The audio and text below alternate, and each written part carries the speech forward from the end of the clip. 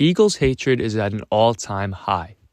After a crushing 42-19 loss to the San Francisco 49ers, that was all I could think based on public opinion on social media.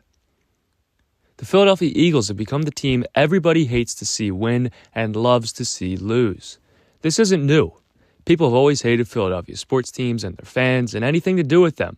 But at this moment, the hatred for the Philadelphia Eagles is through the roof. Despite the Eagles being 10-2, the best record in the NFL, everyone is looking for ways to discount any of their positives and all of their wins. Last year, the criticism was their weak schedule. This year, they have the hardest schedule in the league and are the number one team. In consecutive games, they beat the Cowboys, Chiefs in Kansas City, and Bills. If any other team were to do that, they'd be put on a pedestal. But the Eagles are criticized and their achievements are illegitimized. Welcome back to the channel. I'm Cole from Philadelphia Media. In this video, I'll discuss how the Eagles have become America's team. How has it happened? Why has it happened? And what does that even mean? I don't want to waste any time, so let's get right into this. This past weekend, December 8th to the 10th, was a microcosm of today's topic. This weekend, we saw talks of the brotherly shove, or tush push, the Eagles' signature play, being banned. We saw Eagles head of security Dom DeSandro ejected from their game, causing public outrage, and we saw the Eagles lose to the 49ers badly, producing immense satisfaction among the other 31 fan bases. But it starts before that. Since its inception, the Eagles' brotherly shove has been considered a play that should be banned. Wait, that isn't true. I made a whole video about the play this summer when people wanted it banned, so consider checking that out, but I can just quickly sum it up here.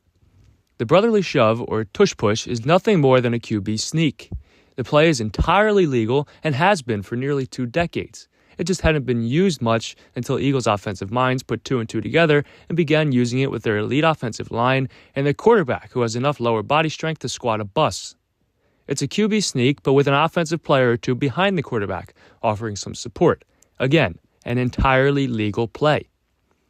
Anyone can use it. In fact, other teams have, and they failed. What we have here is a play the Eagles can do better than anyone else. Calls for its extinction have been due to its injury risk, unfair competitive advantage, its ugliness, it being simply unesthetically pleasing, or it's not a football play. That's the other side's argument, but it's baseless. Don't be fooled. The type of rhetoric the opposition is employing is simply a cover-up for the Eagles are really good at something and we can't let that happen. Call me biased if you'd like. I'm telling you the truth. There's no more of an injury risk on this play as there is on any other. The Eagles have never had a player injured because of it. They practice it all the time and have been doing so for 2 years. The limited injuries we have seen on this play is by other teams who are doing it incorrectly. Diana Russini reported this past weekend that, surprise, surprise, NFL Commissioner Roger Goodell supported banning the play, and she also admitted that, from everything I've been told by multiple league sources, injuries aren't happening as much despite big bodies ramming into each other every week when the play is used. She suggested that the potential removal of the play has nothing to do with injury risk and all to do with optics. What does that mean? Is the Eagles' success the unfavorable optics the NFL wants to eliminate? Potentially. But I suppose we're to believe they're talking about the ugliness, it not being a football play and it being unesthetically pleasing. Football is an innately ugly and physical game. I'm not sure why all of a sudden we're acting as if football is this beautiful, elegant game. It's ugly. That's the way it's always been. In baseball, the object is to go home. In football, the object is for the quarterback, otherwise known as the field general, to be on target with his aerial assault, riddling the defense by hitting his receivers with deadly accuracy, in spite of the blitz, even if he has to use the shotgun. With short bullet passes and long bombs, he marches his troops into enemy territory, balancing this aerial assault with a sustained ground attack which punches holes in the forward wall of the enemy's defensive line. The 2020 season saw Derrick Henry rush for over 2,000 yards. He had a nearly 500-yard lead over Dalvin Cook in second place. Safe to say, King Henry was a master of the run play in 2020. Getting the ball and running full speed at defenders, these rushes weren't always pretty. With his aggressive running style, there was always a concern a player would get injured. But if you had suggested the NFL outlaw the Tennessee Titans from handing the ball off to Derrick Henry, you'd be considered an insane person. And for good reason. It's ridiculous that a player and team are so good at a perfectly legal play that you would want it taken out of the game. Think about how silly that is. What about James Conner in 2021? He received 17 carries inside the 5-yard line and made it into the end zone 11 times. These plays weren't pretty. He was rushing full steam ahead at the defenders, trying to plow his way past them. But that's ground and pound football, 3 yards in a cloud of dust. I'm no fortune teller. I can't say this with absolute certainty, but if a team other than the Eagles had perfected the tush push, I have a strong feeling that it would be revered rather than denounced. Although detractors of the Eagles will try to tell you otherwise, football is an ugly physical game. That's a fact. Not only does it get physical in between the white lines, but outside of them too. And I'm not talking about the Big Dom incident. We'll get to that, but there's something that needs to be addressed before that. A week prior to the Eagles' loss to the 49ers, they defeated the Bills in overtime in what was the most-watched non-Thanksgiving game of the year, drawing in over 30 million viewers. The physicality I'm talking about is Bills defensive end Shaq Lawson pushing an Eagles fan in the chest. According to Bills DT Jordan Phillips and Lawson, the fan had been talking trash all game, and Phillips said he asked the security guard to remove the fan from the game. Phillips and Lawson then took to social media after the game to make the claim that the fan made threats on the lives of themselves and their families. I would include Shaq Lawson's post in this video, but he's since made his Instagram account private. In the Philadelphia Eagles Fan Code of Conduct, available on the Lincoln Financial Field website, it states that a multitude of activities are prohibited, including things like behavior that is unruly, disruptive, or illegal in nature, abusive, foul, or disruptive language, threatening remarks, offensive language, and much more will result in the fans' ejection, arrest, or having their ticket privileges removed. Phillips wasn't lying. He did ask the security guard to remove the fan. If you consider repeatedly yelling in the security guard's face, "Do your effing job," asking, then he absolutely asked. I wasn't an eyewitness. I wasn't even at the game. I don't have first-hand information. I just have the information available online. Therefore, I can't say that I know all the facts and exactly what happened. But from the video proof we have, the fan never made a threat on anyone's life. That doesn't mean he didn't do it, but we don't have any evidence of that. That being said, security was right there and they did not remove him. Lincoln Financial Field security is not looking for the spotlight. They don't want to make a big deal of things, so they generally have a pretty quick hook. Had the fan made a threat, he would have been ejected. Maybe security just didn't hear it, but at the end of the day, it's the player's word versus the fans. We'll never know. The one thing we can say with absolute certainty is that Shaq Lawson made a threat on the fan's life by gesturing to him that he was going to put him to sleep. But if you want to argue that and say that he was just telling the fan to take a nap because he looked tired, it's indisputable that he made purposeful, physical contact with the fan. Surely the NFL took action, right? Well, they didn't suspend him. They didn't fine him. They didn't even make a statement saying this behavior is not tolerated by their players. No, the NFL has stayed quiet on the whole incident. After observing this whole conflict, I thought to myself, well, if the NFL isn't going to do anything, surely the Court of Public Opinion, X, formerly known as Twitter, will condemn Shaq Lawson's behavior. How foolish of me. I shouldn't have been surprised, but I was to find the consensus online being that the fan got what he wanted. He deserved it, and overall that the fan was in the wrong. The fan never got physical with any of the players. He presumably paid money for that seat. There's no evidence of him violating the code of conduct. The Philadelphia crowd is a notoriously hostile environment, and Jordan Phillips even said after the game that he loves the crowd and loves rowdy fans. But still, however minor the contact was, the fan was wrongfully assaulted by an NFL player. And the player doesn't get reprimanded? It baffles me, but it's a supreme reminder that if there's anything associated or part of the Philadelphia Eagles franchise, it's evil. That's not only the way NFL fans think, but evidently it's the way the NFL themselves think.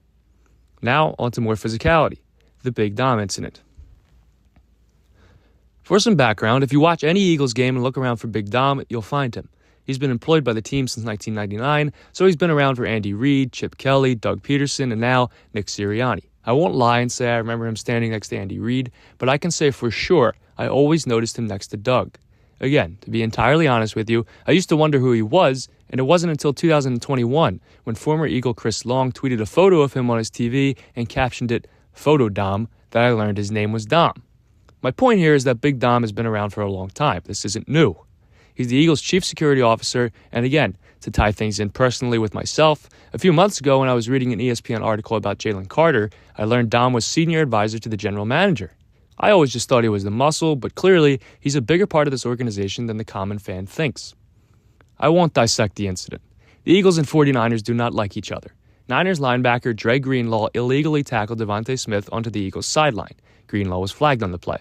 Greenlaw and Smith got in each other's faces, as football players do, and we can see a referee placing his hand on Greenlaw trying to break things up. But the moment Dom touches him, Greenlaw takes exception to it and takes a swipe at Dom's face. Again, an incident where I surely thought people would side with Dom, and I was very wrong again.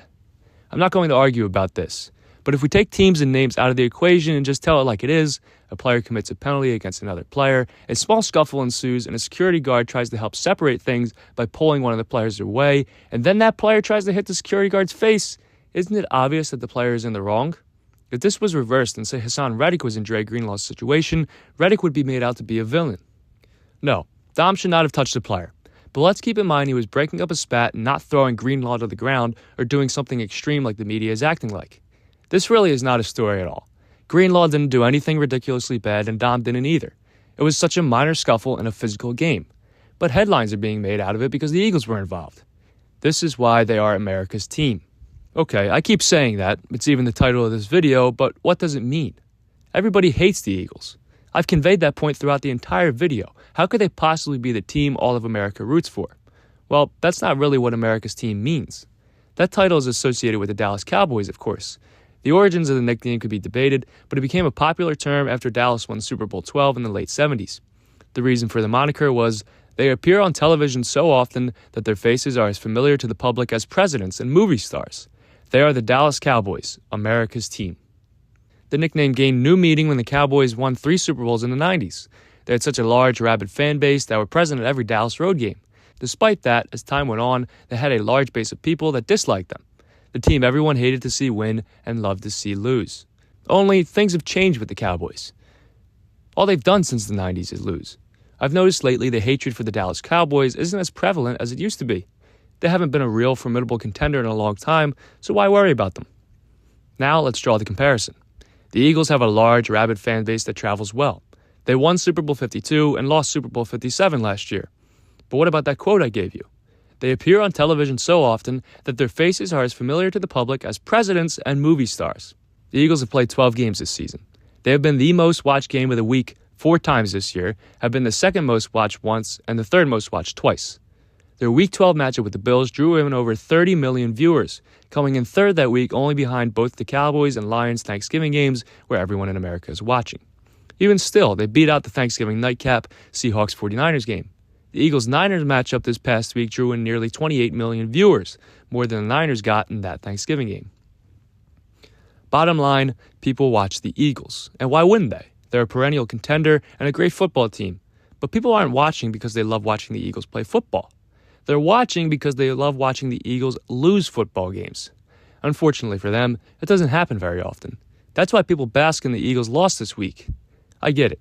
We all used to watch Tom Brady and the Patriots dynasty every week hoping they would lose. I still watch Dallas games just to root against them. Rivalries and hatred towards teams is what makes the game great. I may have laid out some unfairness and injustices the Eagles have faced this season, but as an Eagles fan, I wouldn't want it any other way. I love the intense hatred for this team the same way I love mine and fellow fans' intense support for the team. I love this team and I love the fan base. I truly cannot imagine being part of any other one because this one is so passionate and unique. Jason Kelce's "No one likes us, we don't care" speech at the Super Bowl 52 parade has become a rallying cry for the city. That quote holds true now more than ever. That does it for this one. If you enjoyed it, please leave a like on the video and subscribe. Feel free to leave a comment with your thoughts and opinions. Thanks for watching. See you next time.